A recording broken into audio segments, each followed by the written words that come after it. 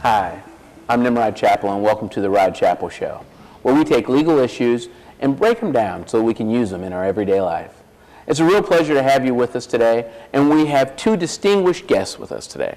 First, Webster Davis and Reverend Charles Jackson. Could each of you introduce yourself and tell the folks at home something about you? Mr. Davis. Well, I'm Webster Davis, the chairman of the State of Missouri NAACP Agriculture Committee. Proudly, we are the first NAACP state chapter to have an agriculture committee, and we shall move forward. Mm-hmm. Thank you. Charles Jackson, pastor of the Guiding Light Baptist Church in Fulton, Missouri.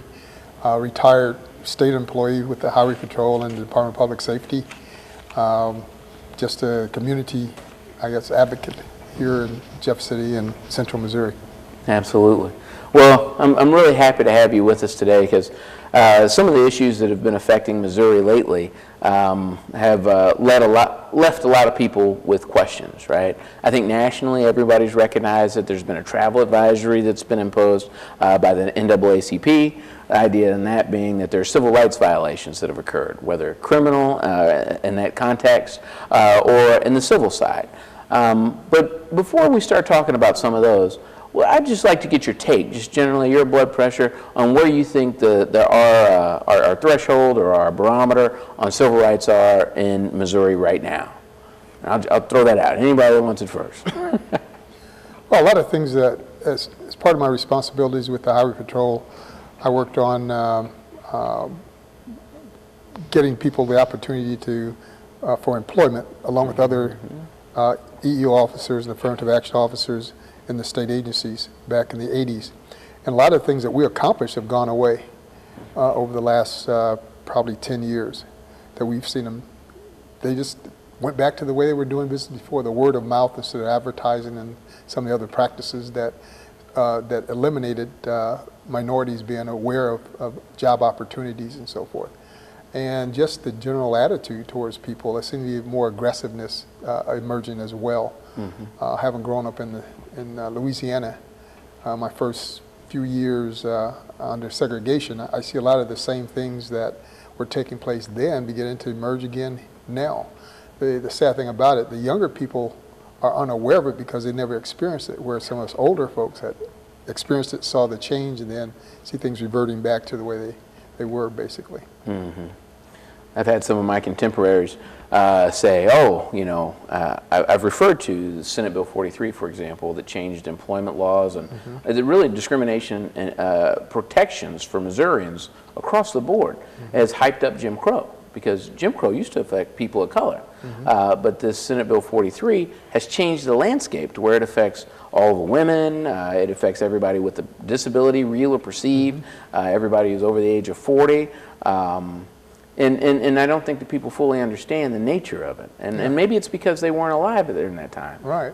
Didn't hear the stories and understand the history. Yeah, we've done a poor job of telling, about the things that we did to make things different. Yeah. And so people just take it for granted. It's always been that way, and it's going to continue that way. And it's sure changing, isn't it? Mr. Davis? One of the things Senate Bill 43 did that I found odd was basically the legislative branch decided to tell the judicial branch, under the name of tort reform, how to operate. If you're supposed to have three independent branches of government, one branch is not really supposed to dictate terms to another branch. Right. And I found this, that Mr. Greitens, who said he was going to see to it transparency was going to come into Missouri politics, has really not fulfilled the promise of transparency in its own personal finances, the PACs he runs, and there's putting state senators' phone number on sending it out to people. Was that done to better our government? That's a question. That's a question. This power grab that you described between the legislature and the judiciary, I see Senate Bill 43 as, in many ways, preventing people from protecting themselves against civil rights violations in court. And so normally you would have the federal or state government that would list a number of restrictions, and if those restrictions were violated, then someone could go to court and seek redress themselves. Right. Is that the way that you all see Senate Bill 43, or? Well, when Mr. Romain, and the gentleman who authored the bill, was testifying, he said that people don't need to have an outside agencies. If they had a problem with the way they was getting treated at his place, they could tell them at the company Christmas party. Now, I sat in this chambers when he said this, and I've been to company Christmas parties, and the last thing we talked about was work. So his one thing about when you testify, as both of you gentlemen know, even if no matter what the other person is saying, you can't have an outburst. You can be kicked out of the chamber if you have an outburst, just because you disagree with something. It's like you have to sit there and listen. Both sides are supposed to be allowed to state their opinions and their facts and present their case, unlike when they turn the mic off on Mr. Chappell. It's like, or the microphone off on Mr. Chappell. So you kind of wonder where we headed, and what are we going to do for the next generation?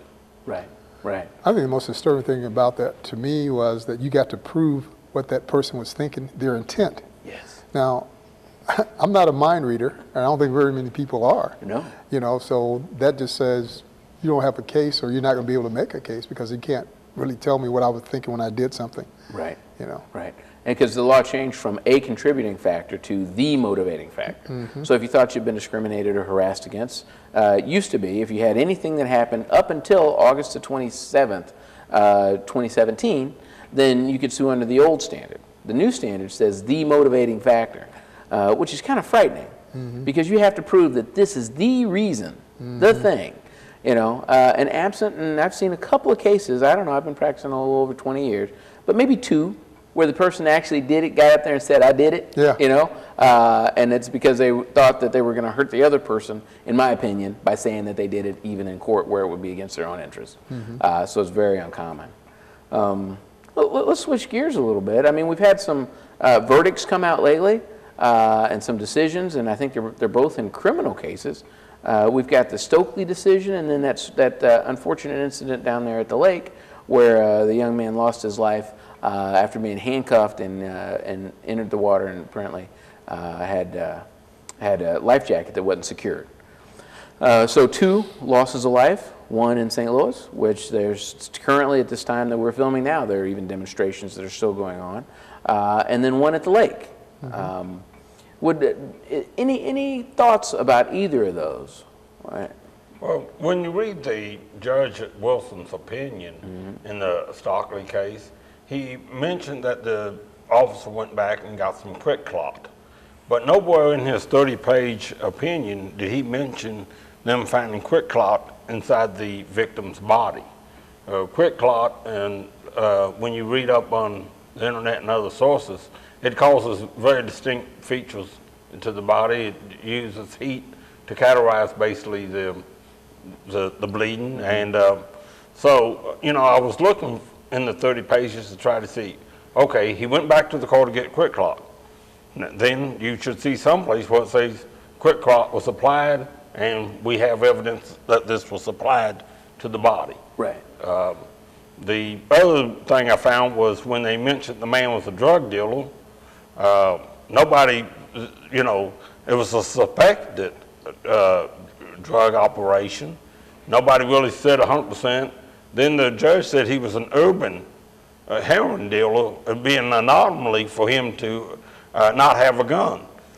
My question there was, wouldn't it be an anomaly for him to clean that gun so clean that his DNA, case after case, there's DNA everywhere when they have a black rapist. Now, there's no DNA when the man has a gun. Someplace there should have been some DNA. Right. Right. Does it strike you as odd that it took 30 pages worth of an opinion to get to the not guilty verdict? You know, doesn't that seem like that's quite a bit of Justification. Now, some are saying that they see some bias in that decision, and I think you referenced it a couple of times, Mr. Davis, that calling Mr. Smith a drug dealer when I'm not sure that there was ever any finding that actually occurred. Certainly hadn't been convicted. He died before he could ever get to court, assuming that he would have been arrested for a crime, which maybe he would have been. I'm glad you mentioned the quick clot. That's one that had escaped me, just not knowing about that mechanism and how that works. And then the urban issue. I wonder how many heroin dealers in Missouri, urban versus rural, carry firearms or carry guns. I mean, there certainly are some because there's stricter sentences, right, for committing a crime with a firearm than without, and not everybody is being sentenced under the most strict sentence. So you would think that there are some number of folks who don't carry guns. And the other thing that I heard was that there was a question about how we found out that it was his gun, right? I think all we had was the testimony of Stockley, right? Was there anything peculiar about Stockley going back into the car? Is that standard procedure? Is that how that's supposed to go? Coming from the law enforcement standpoint, no. Okay. I mean, there was a lot of inconsistencies with the standards of law enforcement that took place in that incident. Okay. It's just, I mean, I don't know where to start at. We don't have time enough to talk about the inconsistencies. Wow. From the chase, you got 2 officers there. I mean, it's just, there's certain things that officers are trained to do. You know, why'd you go back in the car anyway? Why'd you go into the suspect's car? Yeah. You know, why'd they shoot in the first place? That's the big question in my mind. Right. What was the guy doing that he felt threatened to shoot? And I get tired of these officers saying, well, I saw a gun and I shot him. I'm afraid to carry a gun. I'm a retired state trooper, and I'm afraid to carry a gun because I'm afraid some of these people may shoot me before they determine that, oh, well, he had a right to carry that. That's a huge point, and I want to come right back to it. I think we're going to... Do you have time to talk about this a little more? Sure. Okay. All right. Well, let's do it. Well, I want to thank you for joining us on this segment. We're going to come back and talk a little bit more about some of the questions that have come up, whether procedures were followed, whether protocols were properly adhered to, and whether there was actually some bias in this decision that we now know as a Stockley decision. Thanks for joining us, and we look forward to seeing you soon. I'm Shelley Locke with Child Care Aware of Missouri. We're committed to helping families find child care and early learning programs that meet their needs. Finding the right child care or preschool is one of the most important decisions parents make. We help parents understand the types of programs available and the state's licensing rules. We also provide tips on what to look for when you visit possible programs for your child. Call us today at 866-892-3228 or visit us online at mo.childcareaware.org. Child Care Aware of Missouri, Missouri's most trusted child care resource.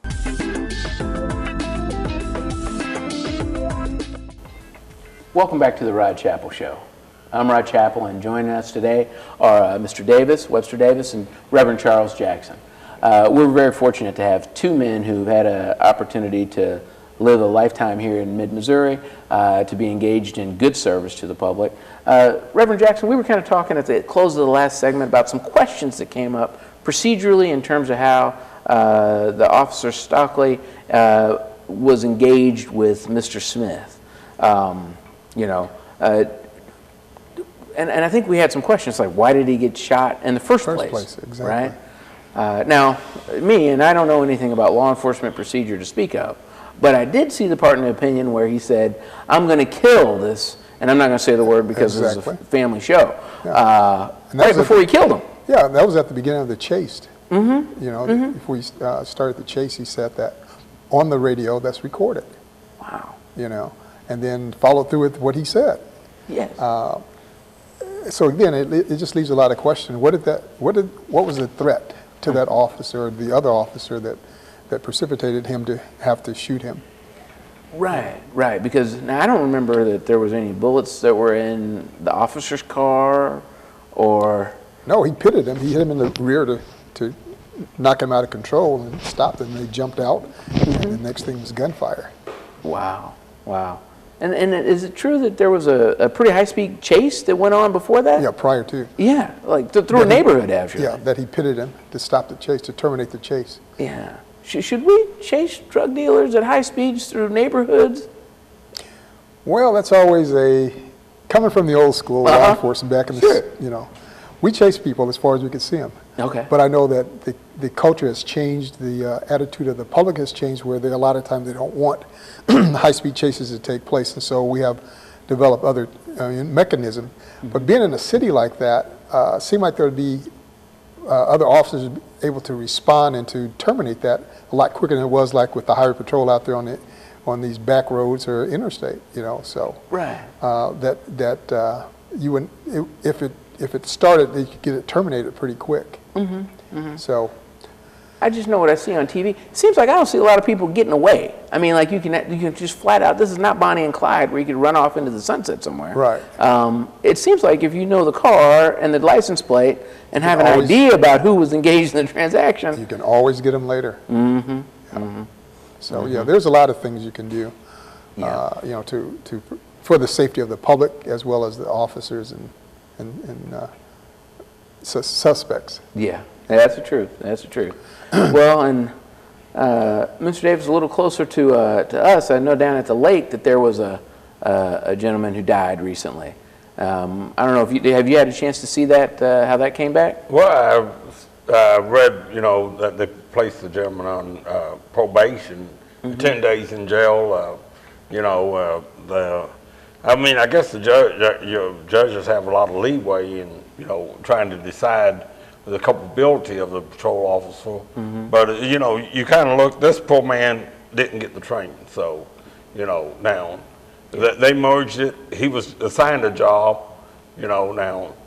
I was listening to some talk about it, and they said, well, he was speeding because he wanted to make sure the guy, he got a breathalyzer test on the guy fast, before it dissipates. But it's kind of like, and then this was a morning talk show, and you're like, if that's what you're trying to use to help the cop out, I don't know if I'd use that. It's about an hour and a half to do that. A high-speed DWI, you can come and become sober all of a sudden. Then they try to state, and even they said, well, it's different because it was in a boat than in a car, because in a car you could, have a seatbelt. Surely they got seatbelts on these water patrol boats, but you're trying to. I'm listening to this radio decide that they're always going to be on the enforcement side, and you're like, well, okay, let's listen to both sides and try to draw, some good conclusions. And you're like, so you watch this. It's the guy's not trained. The guy falls out of the boat. There's no good way, right. Of helping him. Then I guess if you put the life jacket on over somebody's arms instead of under the arms, does the life jacket is it hurt more than it helps? Or? Maybe it's not a life jacket at that point. Well, yeah, and once you're handcuffed on water, it's You have to be a heck of a swimmer to do that. Yeah, it's kind of a bad thing. Mr. Jackson? Well, the Water Patrol, Highway Patrol is under my direction when I was the Director of Public Safety. When Governor Nixon decided to merge them, I spoke out against that then because they have two different missions, and it's really difficult to bring those missions together. They were together once upon a time in the 60s, I believe, and they were separated at that time. And again, as people forget, I got a great new idea. Well, same old idea warmed over that didn't work in the first place. Right. So he didn't. I knew Trooper Piercy. He had worked for me in the garage when I was out at Troop F as a commander back in the 90s. Again, lack of training. Apparently, the young man was aggressive since he had handcuffs on.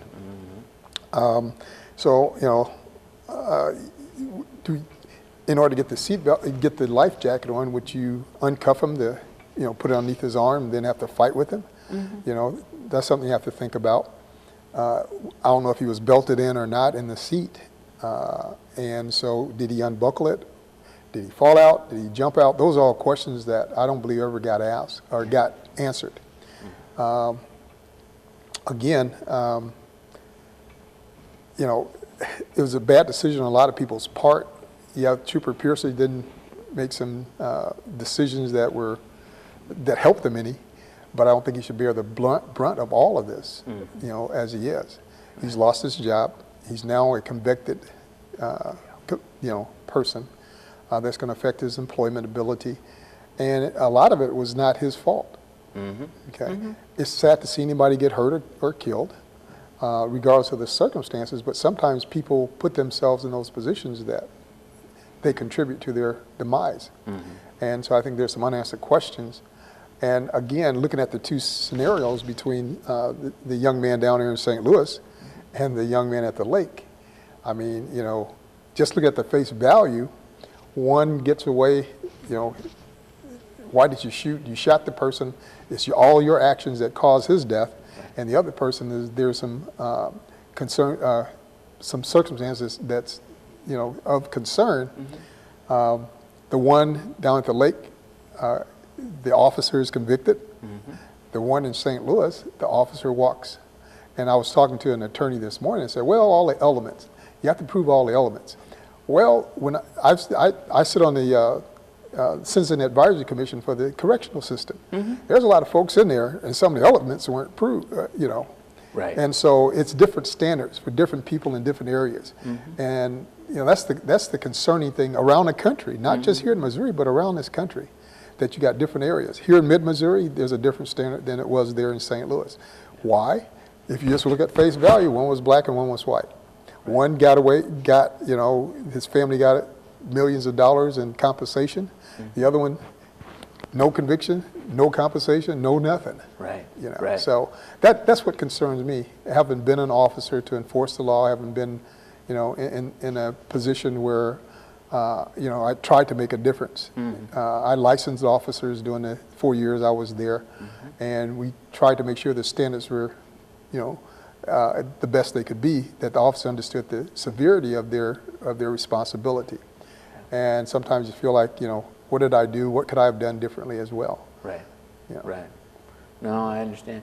Mr. Davis, does that raise a question of justice in your mind? Well, wouldn't you wonder, a while ago we was talking about the officer and the gun. And the one thing that the opinion had in it about the gentleman down, Mr. Stockley, had an AK-47 pistol that was not an authorized issue.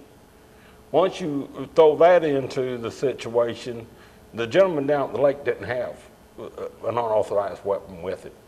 There was no introduction of it. So there was, then once you look at Mr. Stockley, he has one unauthorized weapon with him. Now you're going to convince me he doesn't have two, but his DNA shows up on another weapon that was that wasn't his.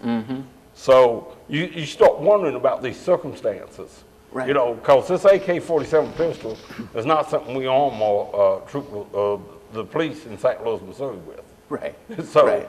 you know, once you say there's an unauthorized gun here, then how many unauthorized guns are in the picture? That's right. That's right. Or if you're breaking one rule, how many rules are you willing to break? You know? These questions do become, I mean, the gentleman down at the lake, to the best of my knowledge, I mean, should he have done something different?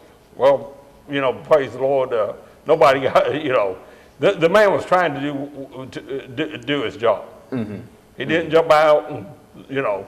Well, he certainly didn't tell everybody that he was trying to kill him before he jumped on the boat there and then he ends up in the water. Yes. Yeah. Yeah, I mean, I kind of felt sorry for the gentleman, especially his family, you know. Even his wife has said, hey, you know, I wish this never happened. Well, you know, that's another issue. You know, that the two officers have circumstances that seemingly are kind of similar. You know, they engage with a member of the public. Both of those members of the public end up dead, right? Of course, Stokely shot one 5 times at close range, and then the other one ended up, and there was some controversy over whether he was pushed or fell over or jumped over the side of the boat in order to try to get away or something.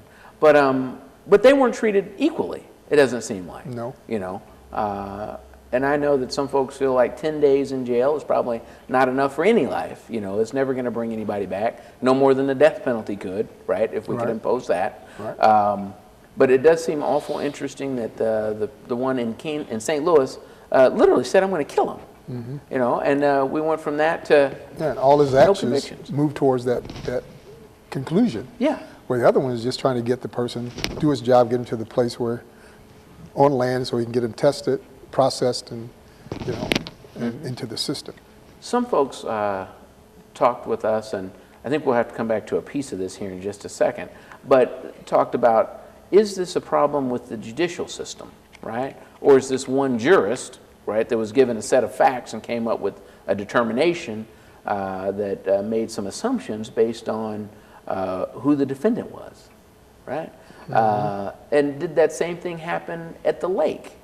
Or was that a jury decision? My understanding there was a jury decision at the lake. Jury down there. And then the judge imposes the sentence. That's right. That's right. Well, if gentlemen, if you have time for one more segment, I would sure like to talk just a little bit more about some of these issues. I know we've teased out some of the commonalities, but it might be interesting to see where we go from here. Okay. Yeah, thank you. Thanks for joining us on the Rod Chappell Show. The Stokely verdict has been a shock to many in Missouri and across the nation, that you could have an officer that literally says, I'm going to kill a young man, and then does it, but is found innocent of the murder. When we come back, we're going to talk about where we as people in Missouri go and some of the issues in the larger context in the nation. Thanks for joining us. Hi, I'm Kurt Probst, and I'm a big brother. Missouri Valley Big Brothers Big Sisters desperately need your help. Right now, more than 50 children are waiting for someone to spend time with them, waiting for a mentor. By spending time with a child, you can change their future and improve their chances of succeeding in life. All it takes is 1 hour a week. Call Missouri Valley Big Brothers Big Sisters at 634-3290 to get involved today. We are proud to be a United Way partner agency.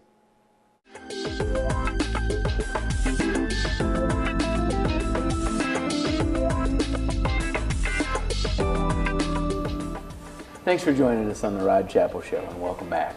As you know, we've got Reverend Charles Jackson and Mr. Webster Davis. We're happy to have them on the show today, talking about some civil rights issues that we believe affect everybody in Missouri, and about how the law interacts with our lives. Let's talk just for a second. Reverend Jackson, you brought up a good point. You know, you're retired law enforcement, have said at the head of the largest law enforcement agency in the state. And you brought up a hesitation that you and others may have about carrying a firearm at this day. Could you elaborate on that a little bit?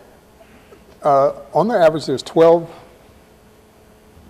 black officers that are killed in this country each year by friendly fire. They're in plain clothes, carrying a weapon, and get killed by their fellow officers before they're identified as a law enforcement officer. Wow. So I don't want to be one of the 12 for, you know, that's just the average. Sure. There's been a mindset of shooting. You know, we were always taught that you should be very careful or do all that you can to not shoot someone, because once that bullet leaves that barrel, it takes everything that person has from them. And you see it a lot, you know, around the country from news excerpts where person have a knife and they're standing a distance away and they still shoot him. I guess it was this past week, there was a guy in his bedroom in New York. It's all on camera, and they kept telling him to put the knife down, and he failed to put the knife down. He never came towards him, and they shot him because he wouldn't drop the knife. Would it have been wrong to leave him in his room? Exactly. Okay. You know, Okay. To take time to talk to him. Yeah. You know, you got tear gas, you got other things you can do instead of shooting the person. And that's my concern with law enforcement, that it seems like there's a culture that's developed about shooting and killing people. You know, so I don't know how we try to do it in training. I'm a reserve officer with the Callaway County Sheriff's Department as well. Okay. And in our training, you know, we stress the importance of, you know, identifying your target, making sure that there's no other option before you fire that weapon. Well, you know, and I'll tell you, this morning, one of the first news stories I read was an instance in Oklahoma where a man with a stick, just a stick, Yeah. hadn't hit anybody with it, by the way, they shot and killed him, Yeah. right? Mr. Davis, have you seen similar events or Well, circumstances? you know, the young lady at Georgia Tech that got shot, and you know, her parents, you know, she'd been in counseling. Everybody knew, you know, it wasn't that big of a secret that the girl had been in counseling. You know, there's a big protest at Georgia Tech right now because they shot this young lady that had a knife, and you know, even though she was screaming at the cops, "Shoot me," which, you know, that should have been, to me, in a way, Red that's flag. kind of a sign that Right. Yeah. this is not right. Something, you know, this individual is not acting like your average person. That's This right. is, I guess they call it aberrant behavior. You know, this is not the normal behavior for somebody to, you know, basically call a cop and say, "Come shoot me." Right. You know, because she was, based on once they got there, she matched the description of the person that she called that was suspicious. And then she was standing there saying, "Shoot me," and she had a knife in her hand. It's kind of like, you know, at what point somebody needs to realize, you know, all the holes are lining up here and something's not working correctly. Well, and although Mr. Stockley was not convicted of shooting a person that, you know, by all evidence, was in a car with no gun next to him and hadn't fired a shot. The question about the Second Amendment right, our ability to carry, right? And you know, we've got relaxed or you know, what would you say, more aggressive laws. I don't know, in terms of allowing people to carry a gun in Missouri if they want to. Second Amendment right, that's fine. But it seems like it's something that could be held against a person with no second chance or explanation, right? You know, how do we reconcile our ability to carry, particularly for people of color, right? And heaven forbid if you're in an urban area where you might get classified as a person who is in a group that carries guns, you know. Go ahead. I think to me, it's unfamiliarity that you have officers that really don't interact or have friends and so forth that they interact with it, so they have an idea how black people are.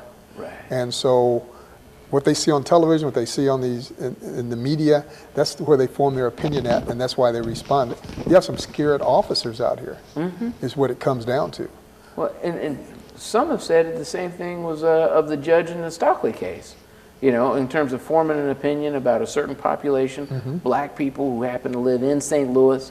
Now, they've been alleged to have committed a crime, no proof that they did, Right. and now that they've been executed, they've already been labeled a drug dealer and a person who carries arms for something other than self-protection. You know, I don't know how we reconcile our ability to exercise our constitutional rights, much as the same way that we talked about in the travel advisory, along with other citizens, when those rights are consistently being ignored. You know, if say a person did have a gun, is that justification for killing him, right? It got to be something aggressive that's life-threatening, that he's threatening someone else's life or well-being, and that's why you have the right then to take action to, you know, to eliminate or nullify that. Well, let's take the situation in Stockley. If there had been an individual who had a gun that was a suspect, and he had taken that gun and he had said, "I'm gonna shoot the law enforcement or the police officer or whoever." Next one I come across, I'm going to shoot him. Right. Do you think that anybody would just say that that's heat of the moment? Sounds premeditated to me. Isn't that generally, because you talk about something and then you do it, that's a plan? Yeah. Yeah. It's, from what I've heard out of St. Louis, a lot of people have some concerns with the way that the justice system has been operating. Yeah. You know, we've got prosecutors who on one hand won't let blacks sit on juries, and on the other hand are handing out harsher sentences when they have people who are black or people of color as defendants. There's statistics on that from the Sentencing Advisory Commission, that blacks receive longer sentences and serve more of their sentence than their counterparts, white counterparts, doing the same crime. Wow. And that statistically, it was right there. It's in the report. And that's the Citizens Advisory Commission? Can we find that on the internet? It should be, at least it should be available. Okay. I think that that's probably something that every Missourian needs to look at. Yeah. You know, one thing that I think all people expect is to be treated fairly and justly. But if you've got two people that commit the same crime, that'd almost be like two people working the same job. And one of them's making more Yeah. or maybe even double than the other one, right? Yeah. We wouldn't put up with that. I don't know why we would pay to have somebody in jail longer than another person, with the only distinction being skin color. Yeah. Well, that kind of leads into the next question. Where do we go from here? What's going to happen? That's a $1 million question, as they used to say. You know, where do you, how do you hold people or make people more accountable for their actions? Yeah. I don't care what their title is. And that's where it's going to have to come down to. You know, people that are elected, if they're not doing the job, vote them out. Replace them with somebody else that will do it. And let that person know, if you don't do it, you're going to be leaving also. People that's in responsible position, you know, make sure they understand what their responsibility is to the citizens. You serve the citizens, they don't serve you. You're employed as a law enforcement officer to serve the citizens and maintain peace and security in that community. You mean so if 100 officers are chanting, whose streets? Our streets? Is that exactly right? Is that whose streets? No comment. Okay, all right. I pay a lot of taxes. I would try those to are my streets. give the viewers something to think about. Yes, exactly right. Go ahead, I Mr. was wondering, you know, we done all these studies and everything after the Ferguson. How much of that really got implemented, and are we gonna? What's going to be implemented this time? They're going to do a bunch of studies. You know, we have a bunch of people talking. You do a bunch of studies. The universities are going to put out a bunch of facts, and are we really going to make progress? Right. You know, or are we going to make some more backwards progress? You know. Isn't it interesting that after the Mike Brown debacle, we had a number of pieces of legislation that, for the most part, never made it through the legislature to try to fix or correct some of the issues that were identified. And so even after that failure, we end up with a law that, instead of protecting individuals or citizens' rights, it goes the exact opposite. It shuts the courthouse doors with Senate Bill 43. You know, one of the ways that I see holding people accountable, and I'll tell you, I'm a trial lawyer, is that you allow people to protect themselves in a court of law through the judicial system. And even in a case where you believe that there was a bad determination, there are appeals, and that may not be the perfect solution, but it is a mechanism to allow justice to be had, or at least heard. And that applies all the way from Marcellus Williams to Mr. Smith in the Stockley case. But when you take away people's ability to protect themselves in that way, I can't help but think, and it scares me, that people will take issues into their own hands. You know, if you don't feel safe and if you're threatened, just like we were talking about the officers that don't know people and so they feel concerned when they interact with them, that goes both ways. Exactly. Yeah. We as citizens should not be afraid of peace officers. Serve and Yeah, protect. you hire them to protect you. Should not be afraid of them. You know? Yeah. The other day I was walking into an open garage door and I didn't understand why it was open. And I thought for sure, boy, I wish there was somebody here, you know? And if I'd had any indication that there was a problem, I sure would have went and gotten, you know, somebody from law enforcement. And I think that we ought to be able to depend on that. Yeah. I think we're very fortunate in some of our smaller towns that we do know the officers, and there's a personal relationship. And so, you know, you don't have that fear that, I go to Chicago, I was raised around Chicago area, and I hate going up there. You know, you got the bad guys on one side and the police on the other side. I dealt with the Chicago police before I came down here as a young man. You know, getting stopped and having to pay $20 that was back in 1960 something. $20 was a lot of money. That's a lot of, I would miss it now. Yeah, your license at $20, you know. So I feel comfortable here in mid-Missouri. I know a lot of people say that, you know, this is rural and all this and that. But I feel comfortable because you're small enough, you can get to know the officers. Yeah.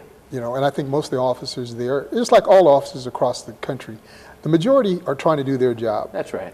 It's just that few out here that want to be the Rambos and renegades. And that's just the thing, because, you know, if you had a lawyer or a doctor that was out there, you know, you don't show up for court, or you botch up the surgery real good, people want people to be held accountable for those kinds of things. Yeah. But in this kind of situation where you're running around with an AK-47 or AK-15, or AR-15, whatever it was, automatic weapon that was not police issue, and saying you're going to kill somebody, and then you have people out there that literally want to clap them on the back. It seems like this Charles Bronson-esque, kind of bravado that we're trying to live, being tough on crime, but it seems it's hurting us as citizens. Let's talk about another way that that's hurting us too, because I know in St. Louis, and maybe this is, I'd just like to get your opinions on this. One of the things that some of the protesters have said is, we are not here to do violence. Now, Right. interesting thing is that violence is now being interpreted as property damage. I keep reading about that in the paper. Now, when I think of violence, it's somebody hurting another human being or another, animal. I guess violence could be property damage. Yeah, I mean, any destruction of property or life. Is included in there? Yeah. Yeah. Well, the protesters now they disavow that, and they organize during the day and have their marches or protests, and they've approached many merchants in a way that makes it hard for them to conduct business. And so they said, if you're going to have a system that we can't participate in with our civil rights being respected, then we won't, allow your commerce system to go forward. What do y'all think about that as a response to these kinds of civil rights violations? You have to get people's attention where it hurts at. And money is the big focus in our society, and that's what you have to do, address that, Yeah. Yeah. One of the things I always think about growing up in the South is that we had grocery stores. There was a guy named Mr. Harris, and he always kept an axe handle by the door. And he would, if you got crossways with him, he'd beat you with that axe handle. Wow. And he wasn't prosecuted or anything else. But he had to still, that's where you had to go, and that's the only place that had the grocery store, so that's what you have to deal with. It's not like that today. You have to stand up. Right. And that's what these people are doing, is stand up saying, hey, you're part of that. You're paying the salary of that judge or these law enforcement people, and we're paying you, so therefore we'll cut off yours and see what happens with you supporting them. Well, that's interesting. This kind of ties in a little bit with your role with the Agriculture Committee. What kind of economic impact would it have, or what kind of, let's think of it a different way. What's the economic impact of agriculture in Missouri? Well, agriculture just happens to be the biggest industry in Missouri, and one of the most important ones, because, as they say, you need a lawyer sometime in your life, you need a doctor at some point, but you need a farmer every day. Every day. So, one of the big things is, where's this money going? And, the cop, Mr. Stockley, needed a farmer every day just like the rest of us. Right, that's right. It don't matter who you are. Mr. Smith needed a farmer. The gentleman down at the lake, the trooper that was driving the boat. Everybody needs a farmer. So, you kind of want to say agriculture involves us all. If this gentleman was an open drug dealer, was an open drug dealer to feed his family? It's an interesting dichotomy to it is, does this man need to feed his family? Why? If he was. Right. Which we don't know he was. Right. Mr. Wilson didn't buy any drugs from him, so for Mr. Wilson to call him a drug dealer makes me wonder, why, Mr. Wilson? Did you know of anybody that bought drugs? What about Mr. Smith makes Judge Wilson think that he was a drug dealer? Yeah. I mean, I think a lot of people are wondering that. Yeah, so, you start wondering at that, and then you wonder, okay, like I say, agriculture is our biggest enterprise, and where do we stand as a group in this enterprise? Right. And when they take SNAP money and run it through the black communities, it ends up in the grocery store, chain stores' hands, and none of it really stays in the community. Even the transaction fees moves out of our communities. So that's that's interesting. We'll have to see how that works. And I'll tell you that we've heard that the travel advisory has had some sort of an economic impact. And, we've had people ask us as the NAACP say, well, you should tell people to come to the state. Well, we didn't tell people to come to the state before. We didn't tell them don't come either, right? At this point, we're just telling everybody, be careful and know what you're doing before you get here. You look at some of the issues that we've had, whether it's, the vehicle stops reports and that data for 16 years that's been collected that shows some disparities. If you look at the Tory Sanford down in the Boot Hill, poor young man who ran out of gas down by Charleston, wound up dead, never got arrested, but he died in a jail cell, or at least, on the way out of it. And some of the racially motivated crimes, it's may in part be religion. People thought they were shooting people of the Jewish faith, actually shot up a bunch of Christians. People thought they were shooting Muslims, missed that and shot up some Hindus, and also some regular Caucasian folks. And so that's, it's terrible to have people so blinded by hate. It is a wonder whether any of that's going to have a real impact in Missouri, and what people, whether it's the businesses that advocated through the Missouri Chamber of Commerce are going to do or say, and whether communities will have any role.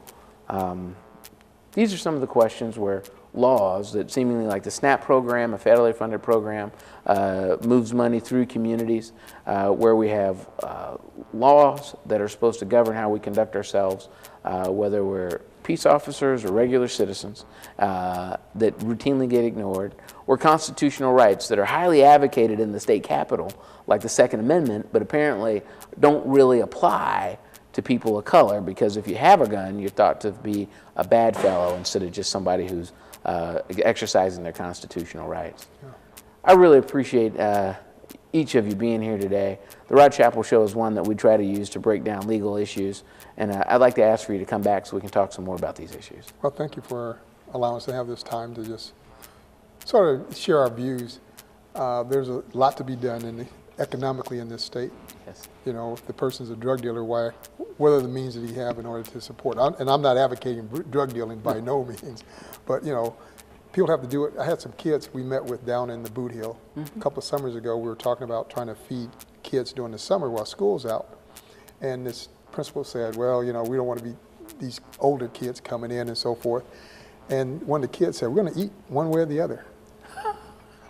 And left it at that. Right. So this year they had a feeding program for everybody. That's a good plan. That's a good plan. So that's what's going to happen in our society. People are going to eat. They need the farmer. That's desperately.